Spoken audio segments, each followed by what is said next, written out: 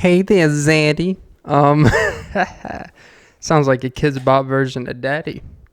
But actually, in my youth, my young youth, I once was seeing this girl, and she was a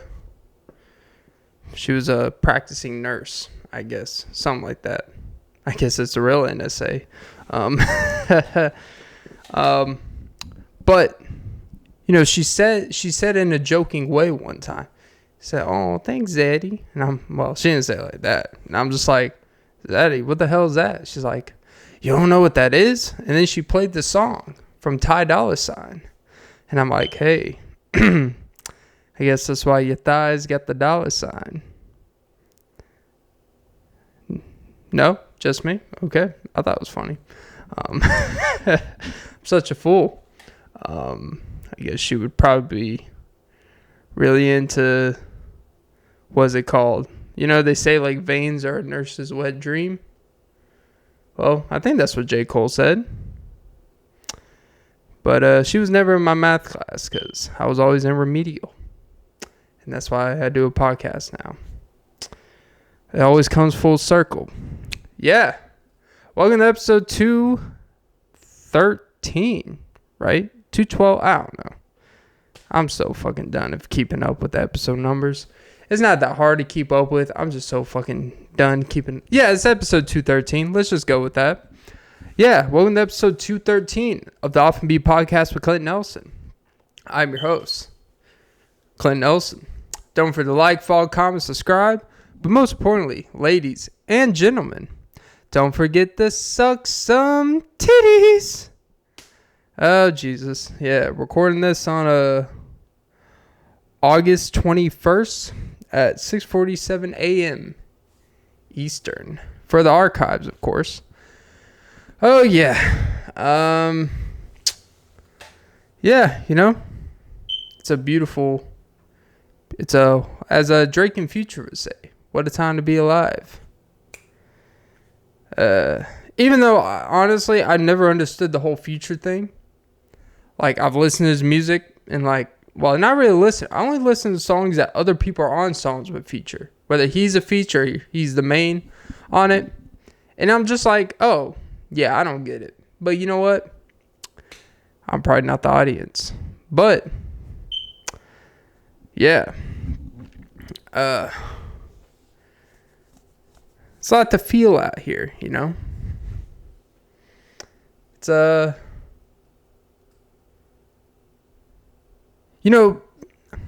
I was actually baseball, for example. Talk about getting behind the plate. But yeah, baseball is a fascinating thing. Baseball has gone through many stages of steroids. It's gone through stages of being a very boring game where it's predictable, and now it's kind of back to more, what baseball is supposed to be. Diverse and interesting, even though, it's only diverse in certain ways. I've always found it weird, in baseball. I'm not saying coaches should get paid more. What I am saying is, why do coaches in sports have these records attached to their name as the coach? But yet, in baseball, some head coaches barely get like $3 to $4 million, while they got players on the team getting 40 to 50 million. Like, you really think if I'm like Mike Trout or Shohei Ohtani when he gets his contract, you really think I give a single fuck what my $1.3 million a year manager fucking makes? He's like, I make $1.3 million a plate appearance, you dumbo. Not literally doing the math, that doesn't make sense. But he makes probably that in a road trip. And it kind of brings this fascination. I watch baseball and you pay attention to sports, and even in football, right? The highest paid coach would be like the Belichicks and people of that degree, Andy Reid, where they're probably getting paid 10, 11, 12, but it's pretty high. But you still got players on the team, like there's probably 18 players that get paid more than that a year. Now I know there's the very low class of player. Most players get paid like a couple million or less.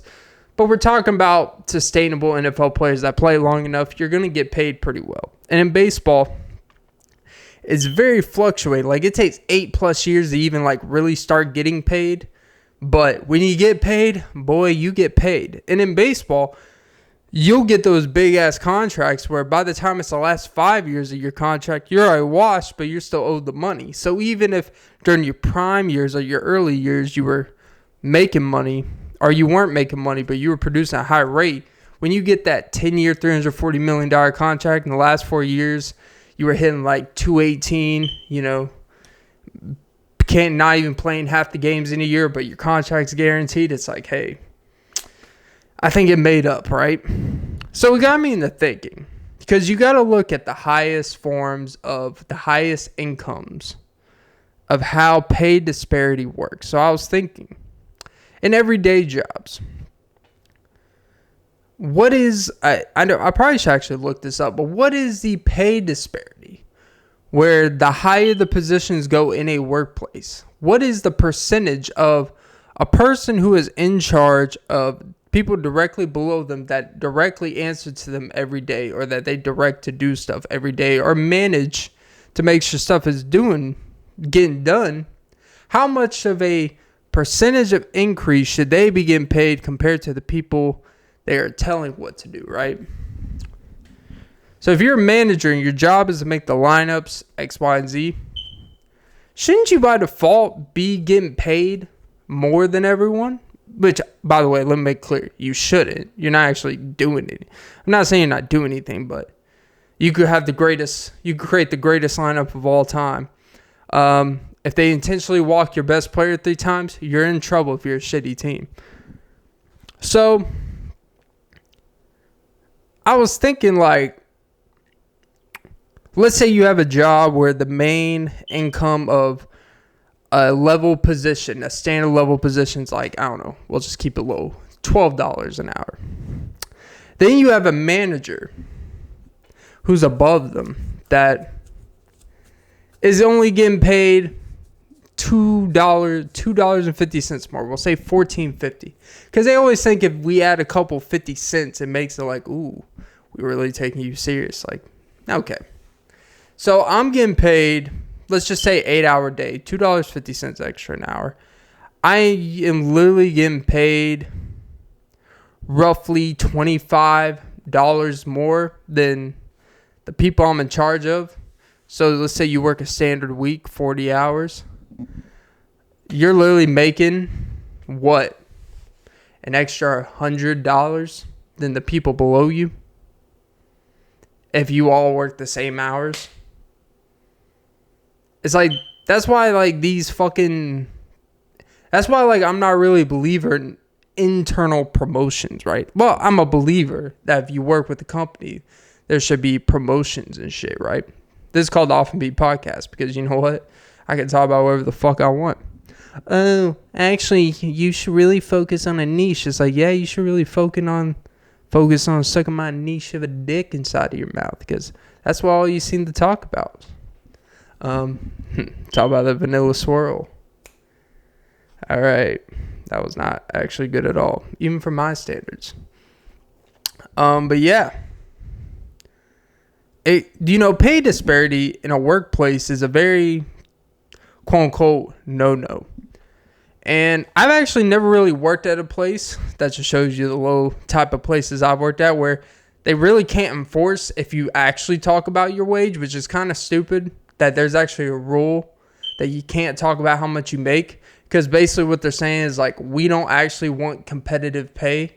We want to keep it secret so no one talks about it. Which also, I guess you don't want someone shooting up, starting elbow, bare knuckle fights in the dishwashing area at Chipotle if they find out that Rodrigo is getting paid $1.50 more than them and you've been working there an extra 3 months than him. Like, hey, yeah, that would probably, that would be more than some, there'd be a lot of double scooping. Let me tell you, if I was working at a place like that, and I was getting paid $1.50 less than someone, I am making the biggest bowls. I am making the biggest burritos, and I am telling you to suck my cooch.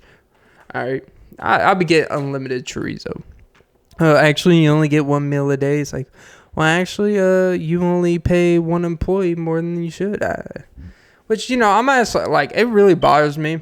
I really don't like watching YouTube channels. I really don't like listen to people bitch about how workplaces are toxic. I don't really like listening to that because it honestly just sounds like someone bitching that they got laid off 2 years ago at their basic ass job. And they talk about, like, oh, they made us work extra. They made us do this. It's like, really, like, that's the thing. A job can't really make you work over a certain amount. You also allowed it, and you let fear dictate the fact that you allowed them to intimidate you. And if that's not, and if the work, and if that type of lifestyle or that work demands is that, and you make a choice to kind of stay with it, that's still a you problem because you can always leave your job, whether you like it or not. I'm not trying to be it's a free country thing. What I am saying is I'm tired of people making videos bitching about their job. As someone who's making a video bitching about pay disparity between people of positions and the lower, because if you actually ask to apply for a position, see, here's where I can understand someone being upset. Speaking from a complete distance, not personal at all, has nothing to do with any job I've ever had, currently have, or will have. Because I would never talk about my personal life in that manner. But when you apply for a quote-unquote better opportunity, quote-unquote, whatever the fuck that actually means. Because if it's such a great opportunity, there's a reason why the position is open. Typically, great opportunities are hard to come by because people like those great opportunities and keep those jobs. But when it's like, this is a great opportunity, it's like, why is there such high turn? If you ask these employers or in the interview, hey, why is there God forbid if you ask them a question about the position, they get all like angsty, like, well, it just comes with it. It's like, no, I'm asking you, why is there such a high turnover rate at this position that I'm about to take? And their answer is always like, well, sometimes people just can't handle it. And I'm like, you know what, you're right. They are pussies. And be like, I'm just here to take the pay. Like, whoa, but we don't actually want, we actually want someone that doesn't want it for the pay. It's like, you realize if you didn't offer the pay, no one would fucking do this job. You understand that, right? They're like, no, there's people that, and then they'll like, oh, there's actually people that would do it for less pay because they're all about the company. It's like, all right, suck my cooch. But anyway, any jizz. There's this thing where you apply, that's the thing. These jobs, they will tell you, we have these great opportunities for you. Always try to move up. That's always what they, always try to move up. There's so many. And then you do exactly that. After you've been battered, bastardized, and basically strongholded, bullied into applying for things or trying to, move up the ranks, whatever the fuck that means. Like it's a Call of Duty scoreboard worldwide. And then you do it, and there's this long process. It's like, how is there such a long process when there's 5 fucking openings that no one wants? This should be a pretty easy process. I put in the application, you look at me, and you're like, you're a stud muffin. Get in here. Now you apply for it. It's he said, like, well, we can't promise you a position. It's like, really? Because it sounds like you guys have been promising someone a position, like a lot. I'm sorry I don't conversate and make you feel like I'm going to suck your wee-wee like these girls in these booty shorts. But you know what? I'll do better. I'll actually produce. I mean, she could produce your kids. I don't know. Jesus, that took a turn. Well, you know what they say. Once they turn around, your pants come down. I'm such a fool. But my gripe isn't. You know what rhymes with gripe? Piping. And they're trying to pipe me in the asshole. No, not me from a distance. I'm talking about complete, fictional, non-existent thing, right?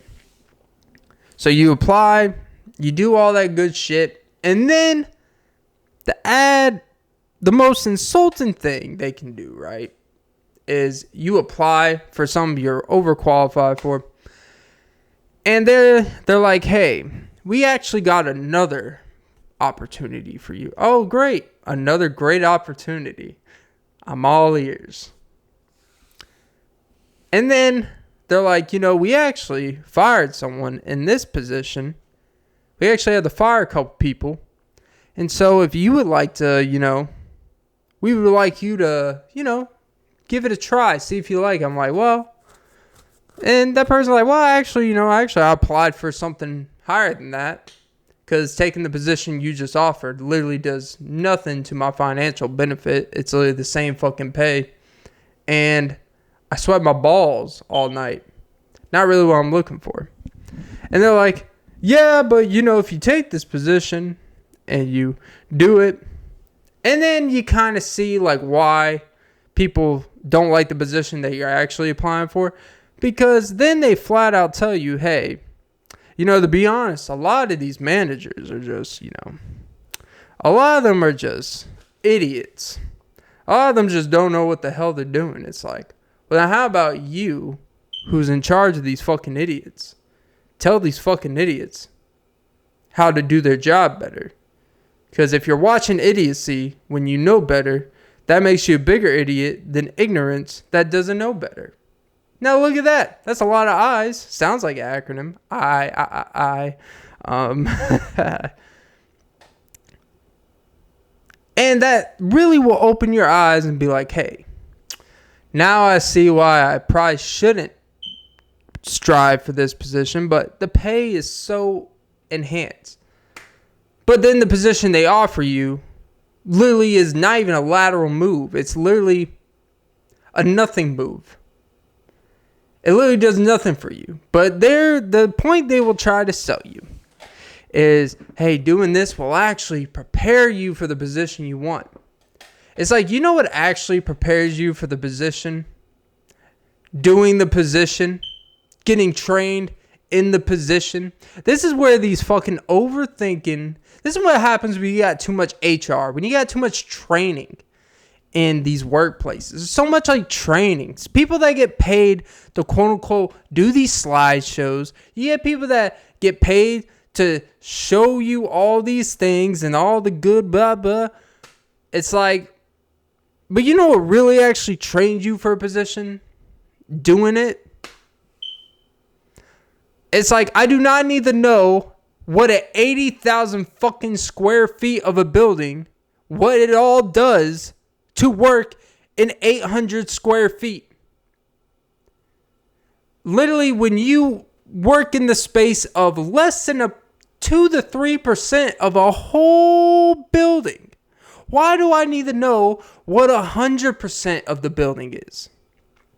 Unless I'm actually in charge of running the whole building. It's like, no, let me cut to the grits. Let me slice to the cheese. Let me pipe to your in between them knees. And let's just get to fucking, okay? You are telling me that doing this will help me prepare for the bigger thing. Because you fired a couple people in that position, yet there's like 5 or 6 open in the position I'm applying for. That have been highly, quote unquote, not me, but someone has been highly recommended and highly thought of. Basically to the point where I got annoyed. Like, you know what, fuck it. That person, I'll just do it, right? I'm speaking in the third. isolated fictional person. I am not I when I speak of this. I am speaking of a scenario here. It's like, how about you just give me an interview and then just tell me the fuck off?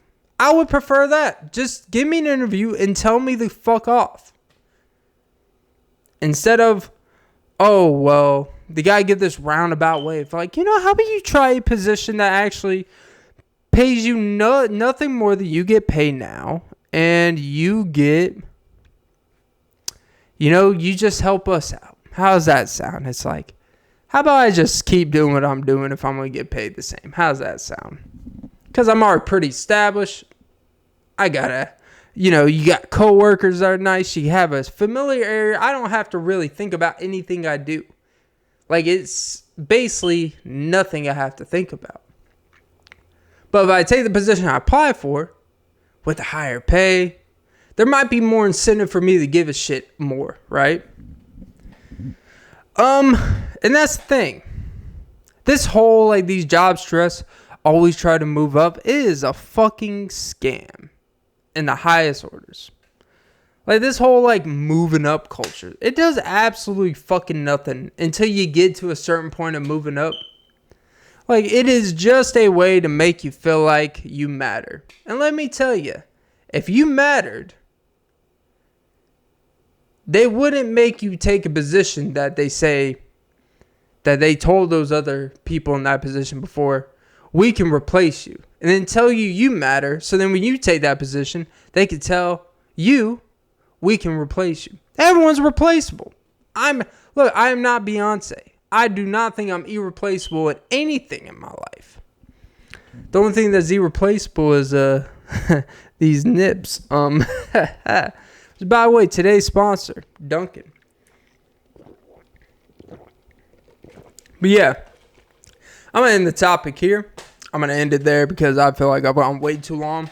The moral of the shit and jizz and the giggles and the tittles is that that's the things, all I think people want in a workplace from people in positions that actually make decisions is just tell me that you're not really hiring, or tell me that you just don't want to hire me at this point in time because I don't have a cooch for you to slip your dick in. That's okay. I prefer it. I know we've lived in this men get all these benefits and that's fine. But let me tell you, when you got a booty in a workplace of people down on their life, you are not in an advantage as a man, all right? Actually, everything's working against you. Because then, even if you are an attractive man, that works even more against you when there's people in higher positions.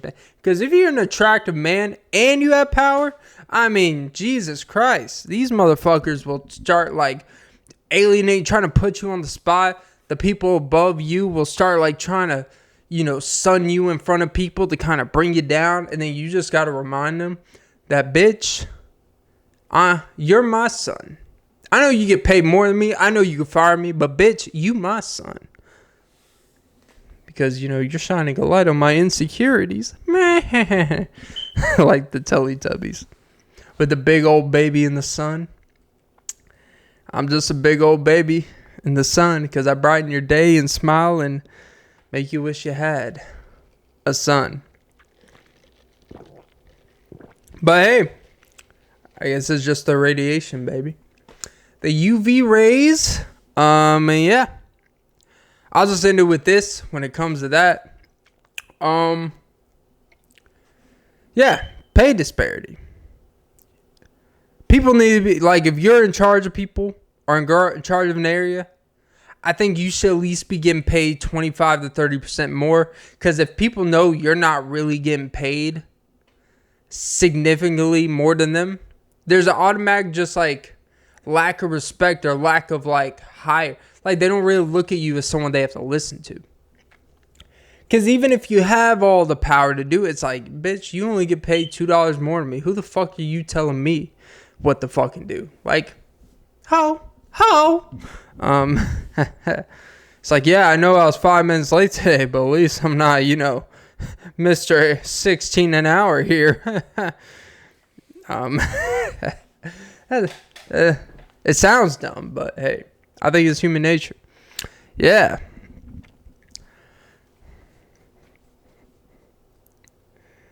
Oh, Jesus. Yeah.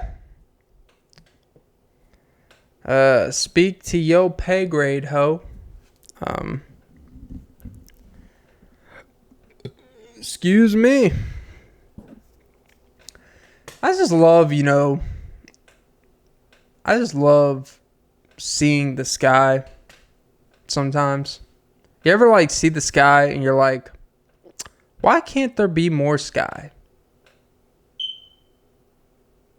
No one ever fucking said that. Because you know what the last thing we need is more fucking air to look at.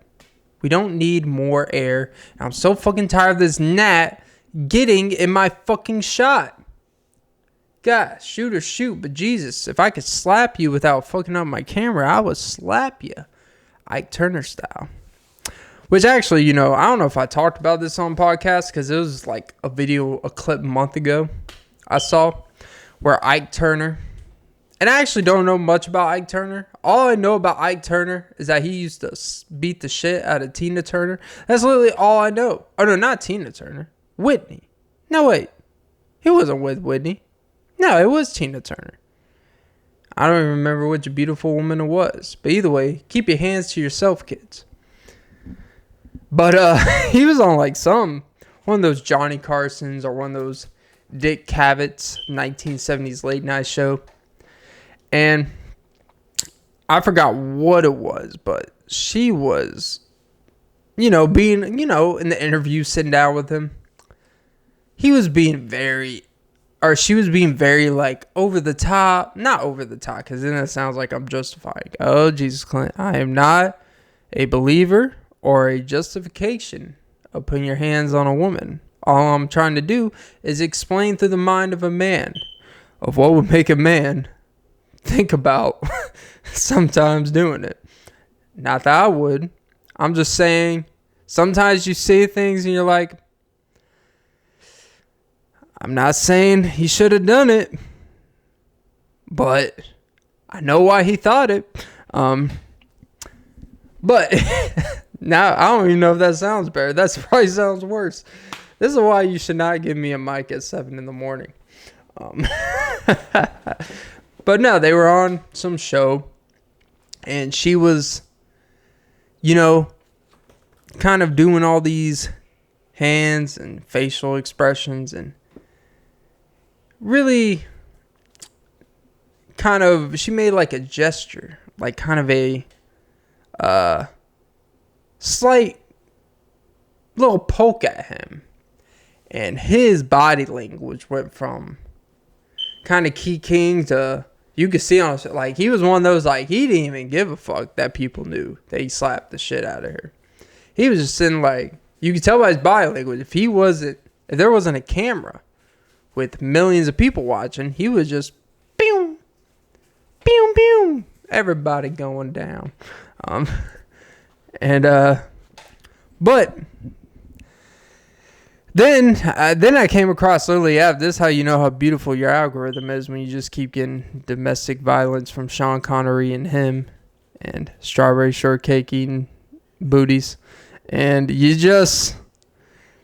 and in their interview, they were like, why do you hit women? And he's like, well, sometimes you gotta slap a hoe. He said it more along the lines of hey, look, I mean, sometimes when they be talking crazy, they wouldn't shut up. That's the way he said it. He's like, one shot. And he it wasn't even he was direct, no, because when she did this, I asked her to stop. She just didn't stop and kept going. And he's like, what am I supposed to do? And you know what?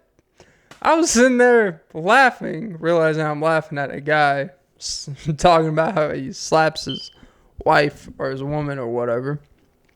And then I'm like, damn, Clint, you're laughing at this shit. That's not right. And then I start asking myself, well, what was he supposed to do? It was the 70s. They didn't have domestic abuse hotlines. Well, I'm sure they did. But the domestic abuser doesn't call the hotline. You murder someone, you're like, hey man, my bad, I just lost my temper. I kind of shot my brother. Yeah, no, he's completely dead. If you guys can just come, I'm doing the right thing, being honest. So you can't be mad at me. Gotta love you always gotta love the, hey, at least I'm honest, guy. It's like, yeah, you know what? Just because you're honest doesn't take away the fact of what you did that you're admitting to. But yeah, no. Anyways, going back to Ike giving her the spike in the forehead. Well, I don't know. Maybe she just had a big head. I don't know. All right, Clint. You know what? It's okay if I have a 5 head that's a target. But you know what? If you say it about a woman having a big head, it's no fun at all. But no, going back to the late night interview, you could see visibly he's takes his hand away. And then she tries to comfort, and he's like, get that shit away. You can see he's like, and then the interviewer is looking like, is everything all right? Are you mad? And he's like, no, we good. He's like, don't worry about it. And the such serious tone, you can see oh Jesus. But it was the 70s, live television. Let it happen. Well, it was probably more like the 80s, but But that's the thing, Everything, a lot of things used to be, normal human feelings used to be normal back in the day. And I'm not saying that's normal to do, but that's more of a real version of what we see a lot. That stuff is still very prevalent. I would argue it may be even more prevalent than ever. It's just when people hide it so well, I think it probably happens more than it ever did, because since it's not socially or publicly acceptable, actions from people would be a lot different. Because I feel like nowadays it happens a lot more deadly situations, because a lot of people just feel like no one will fuck them up or do shit, People walk around acting like no one will beat the shit out of them because they're in this protective bubble that just hey, no matter what I say, what I do, the person I love would never do this, or some stranger in a Walmart, just they could say some shit to someone and tell them look at this ugly bitch, and thinking that ugly bitch won't slap you with their, fake coach purse and be like, bitch, I'm the coach. You the player, I'm the coach. Player. But yeah, we definitely live in I think, right? And I think it probably started when disciplining your child was not acceptable. When you couldn't now you can't really publicly do anything. And I'm not one of, back in my day, my mom used to take me to the supermarket. When I acted up, she would hang me upside down and pull down my pants for everyone to see my little wee-wee. I don't, I'm not a fan of that. But I would have no problem even today if I had a little fucker. And I was going down the aisle, and he was grabbing the fucking Danimals, throwing it in the fucking cart, and be like, no, put it back. Do you see the prices? Don't think because there's cute little giraffes that those things are good. Those things are full of sugar, kid. And causing a scene, be like, no, I want this. And I'll be like, oh, really? And just fake the backhand. Because you know what? I bet you after that time, the next time you go to the grocery store, he's keeping his hands in his pants, eating his little organic applesauce overpriced shit. No. Stay away from the Danimals. Eat your freaking Pedialyte applesauce ass that was like $4.50 for the small little easy squirt pack. Because you know what? Anytime they put things in easy squirt bottles, they just charge more and put less in it because it's convenient. If you try to squeeze fucking honey like it's a sauce bottle, that shit is inhumane. You will lose your grip strength. You gotta have like monkey gorilla strength to squeeze honey out of these bags. It is fucking inhumane. And then they'll put like peanut butter, like a fucking peanut butter in a squeezing bag. That's like squeezing semen out of a vasectomized dick. Like, what's the point? Less is not more. Alright? Just get the fucking knife or the spoon and spread the shit. But yeah. No, you know what? It's okay to smack your kid upside the head. It really is. And you know what? It's okay to, you know, you should never put your hands on your partner, man or woman. Because you know what? You shouldn't do it for the simple fact, you don't know what the fuck, how that person's going to react to it. On the simplest of levels, regardless of your personal beliefs of that shit. Like, you just shouldn't, because they might fucking beat the living shit out. Or, like, this woman in Georgia fucking, is with a man that she's been with for like 16 years. He makes, I don't know, $600K a year or some. He makes a really good, like the house. Apparently, they were about to go on a trip to the Bahamas, literally the day of or the day before. And the cops kind of get a tip that like, hey, you know, she kind of is planning the plot to murder her husband in the Bahamas. And since they were separated, as you may expect, shocker, live in the same house, and she had a secret boyfriend out in the Bahamas, or supposedly going to be there. So they planned a family trip to the Bahamas, but she was going to meet her boyfriend in the Bahamas. So was he traveling to the Bahamas where she was at?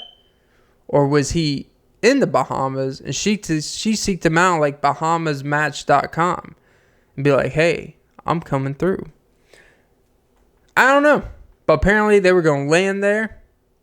And she was going to spend time with him. At least that's what she told the cops. Which is kind of a weird thing to admit. Like, even if you weren't planning the plot and you had nothing going against you. Like, the fact that you just admit that kind of just says a delusion of kind of how a lot of people operate and just openly be like, what's the problem with that? It's like, well, you're going with your 3 kids. I don't know. It's not the best look, regardless if you and your partner are together, because either you just shouldn't go, one of you shouldn't go, or you probably just shouldn't go to the Bahamas when you're having when you just separated and you're living in the same house. If you are separated living in the same place, the worst thing you could do is go voluntarily to another place that's supposed to be an enjoyable experience with someone that you're not enjoying in a comfort home experience. That never works out. But, you know what? I've never plotted to murder someone, so I don't get it. I'm sure I've had a couple try to plot murder on me. Including my dad. That's not funny. Because he was probably too retarded to even track my social security. You dumbass.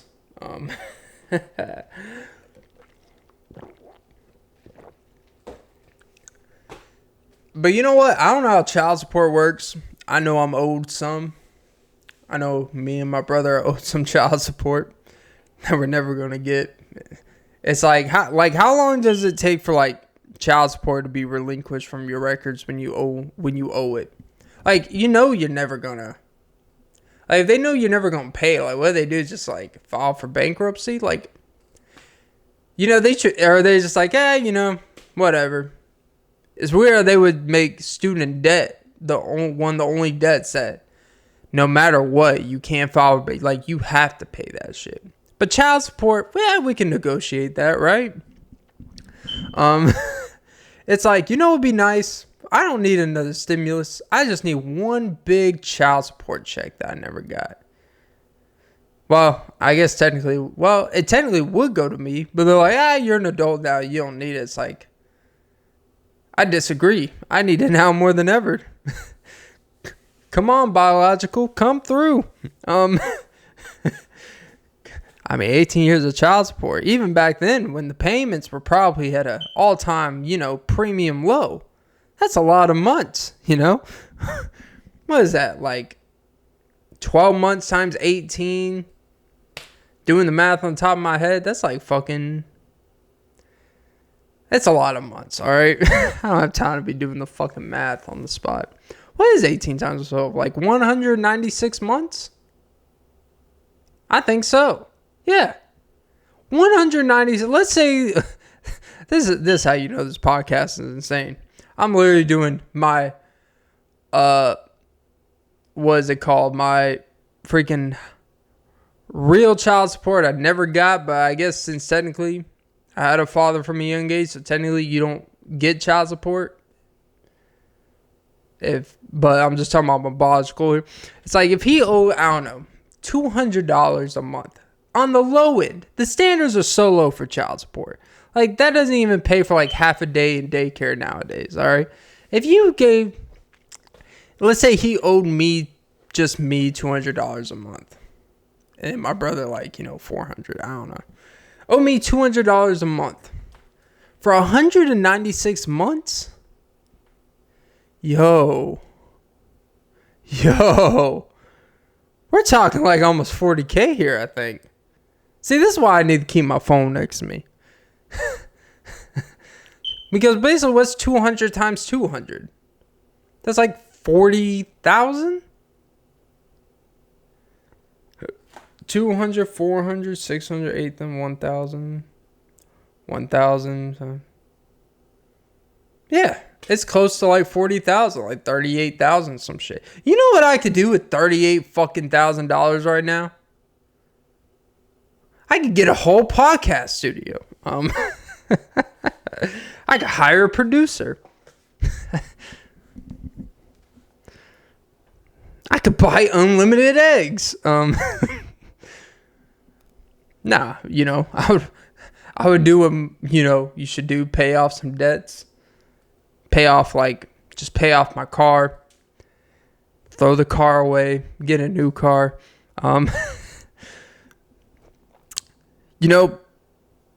Probably pay off the little student debt I had, give a few of it to my mom. I'll probably give a good bit to it. It's like, I don't really need 38,000. Like, honestly, if I just got like 15,000, I would be more than all right. Like, I could work with that and actually do some shit with it and just work and accumulate.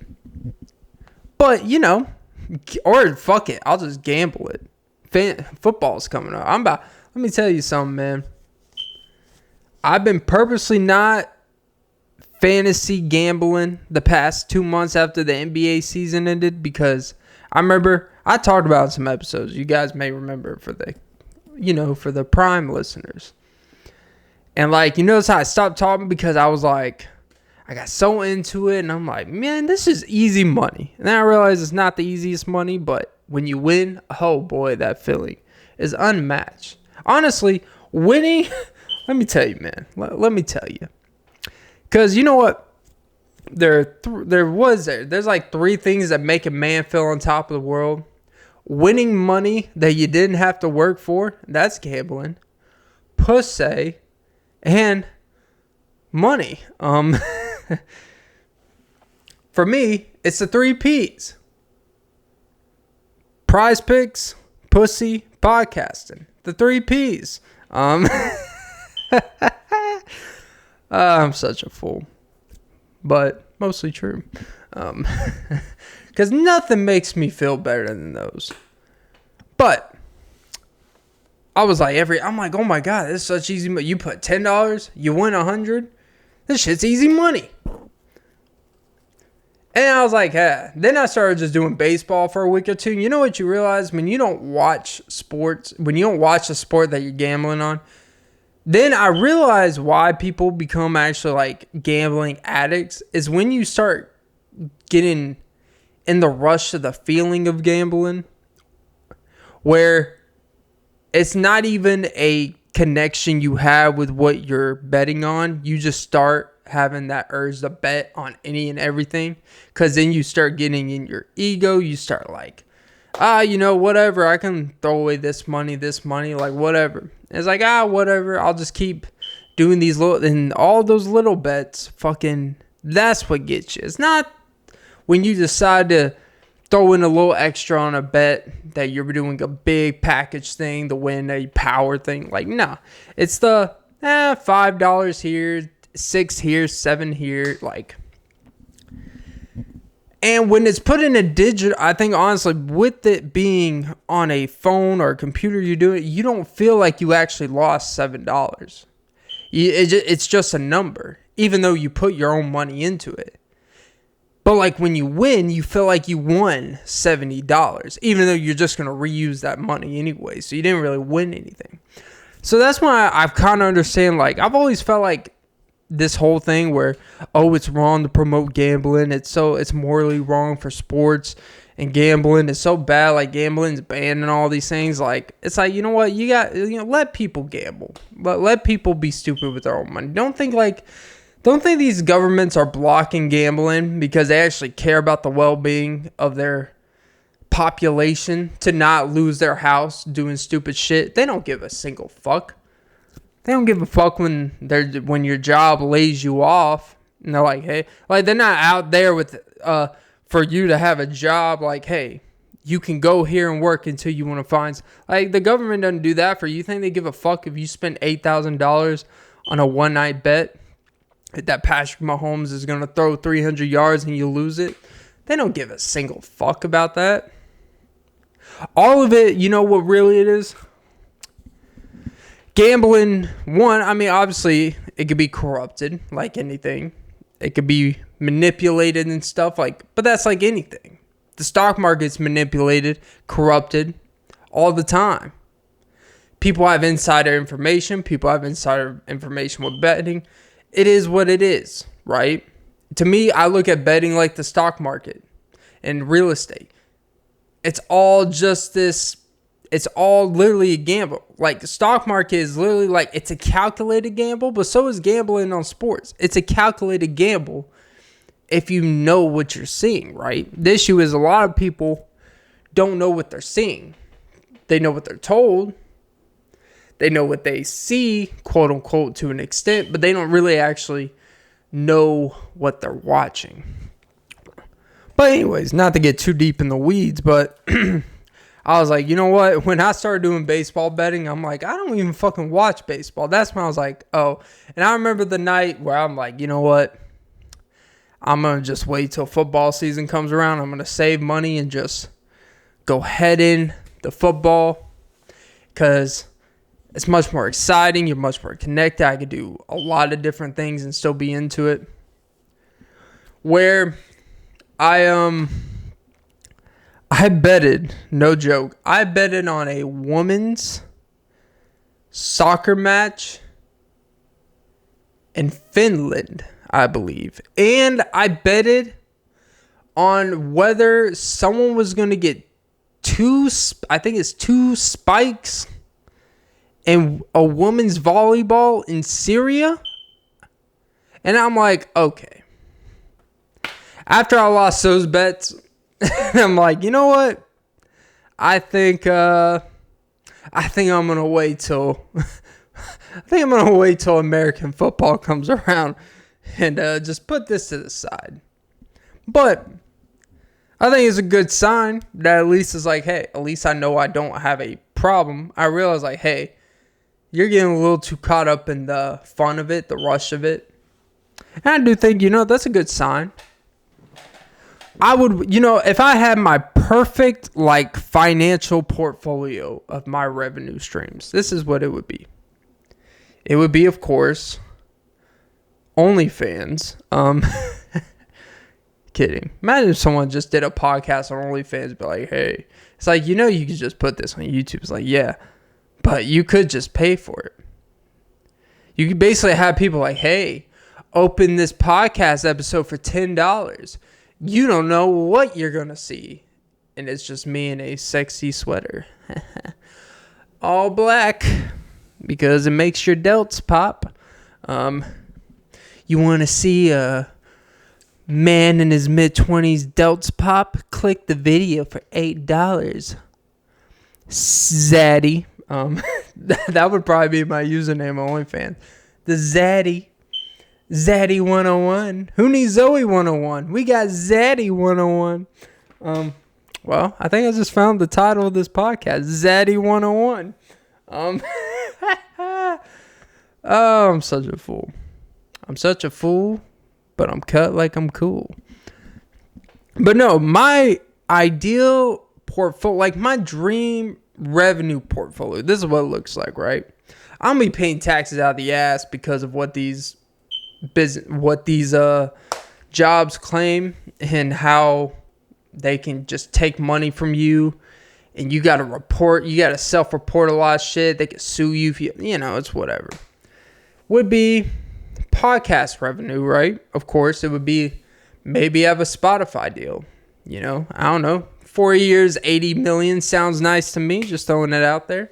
But if I had just a independent podcast where I made money from ad revenue or doing ads or like if I had a Patreon or some shit for when I ever get to that level, There's so many ways you can make money doing that, right? And then it would be, secondly, it would be gambling. It would be like sports gambling. Now I know that doesn't work. I'm not Phil Mickelson where I could blow $1 billion in a 10-year span. It means he spent $1 billion. Don't think he lost $1 billion. The man spent $1 billion with some of his earnings, and he probably still made a significant profit, at least according to the book. It's just all it does is highlight this man likes to bet.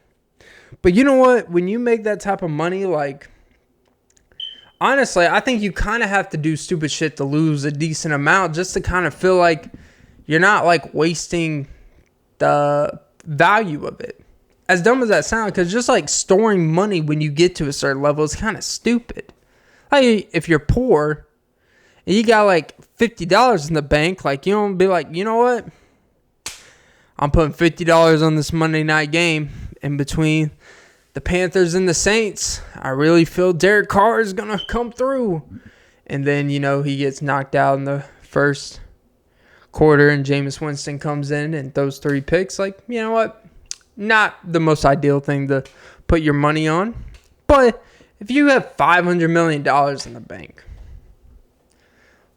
all you're doing is making money at a certain point. You got to do something to challenge to feel like you're going to lose money. You got to have that risk in the money. It's actually a belief where I think when you got so much money coming in, the way to balance yourself out to be too secure is you got to kind of do stupid shit to lose some of that money so you don't feel too secure, so you still keep the drive to keep making the money. Damn, that actually kind of makes sense. Yeah. And I hate when people say if I had money, I wouldn't be any different. It's nah, trust me. Give someone with $100 in their bank account struggling, give them here's $10,000. They're not going to sit there and do nothing with it. What's a natural instinct? Okay. Maybe I get some comfort, maybe I'll go grocery shop and actually get some real food, maybe treat myself, maybe, get a nice TV, it's human nature to just when you're giving money, I'm going to spend a little bit on myself since I've been suffering myself.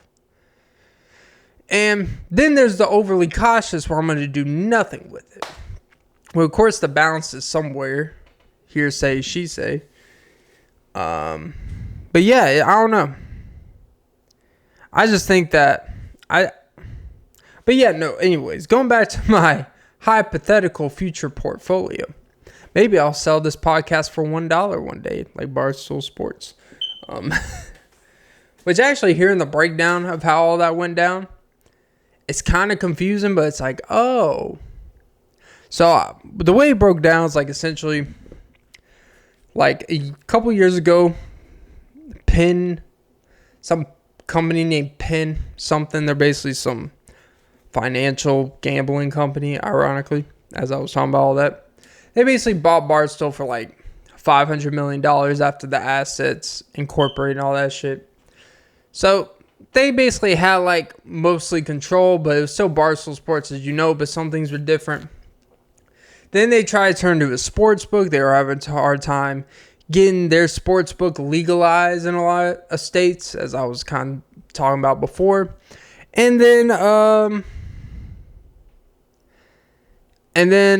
kind of essentially they were associated with ESPN and all this kind of weird stuff. And they're like, okay, well,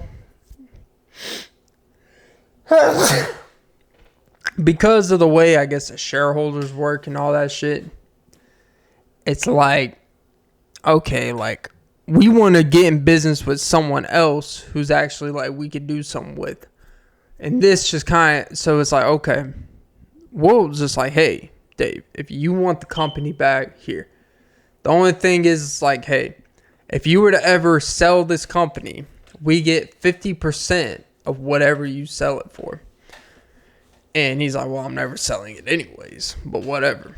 So it's almost like, yeah, they basically just lost $500 million, but in reality, they're going to get a lot of that money back if he ever does sell it.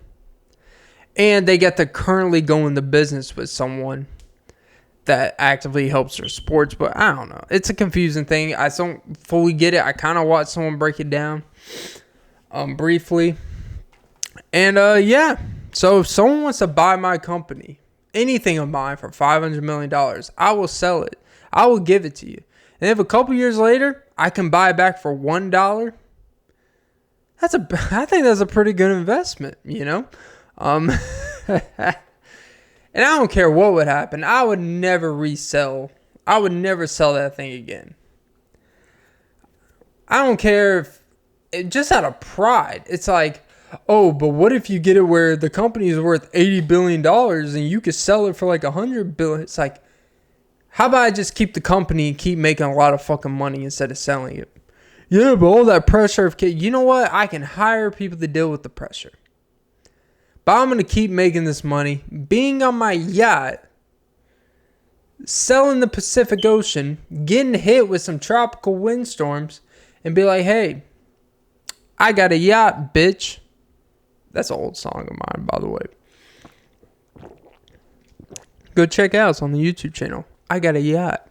It's over the Drake's From Time instrumental. Ooh, I got to sneeze. Yeah, I don't know. You know, I just kind of want to. I just want income where it's actually like, I feel like I'm actually directly earning it. I think that's where true pride comes in. Like, I earn what I make, right? Like, you go to work, you put in the time, you work every day. Like, but there's a difference between like there's a difference between doing time. That's the way I look at, like, honestly, like my job now, but like any job where you clock in and it's not like really what your passion is. It's not really like going in doing a job a lot of times. It feels like more like you're doing time. And I would never compare getting paid voluntarily at a job, air conditioned and all well, like prison. But what I'm saying is like you're there and you're just like, this is not, you know, this is not really like, I don't really feel like I'm like getting the most out of my life right now.